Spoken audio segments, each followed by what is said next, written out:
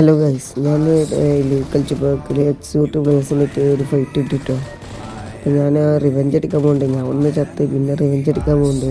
അപ്പോൾ അതങ്ങൾ കണ്ടു നോക്കട്ടെ. ഇഷ്ടപ്പെട്ട സബ് കിട്ടോ. അപ്പോൾ അതങ്ങളത് കണ്ടു നോക്കും.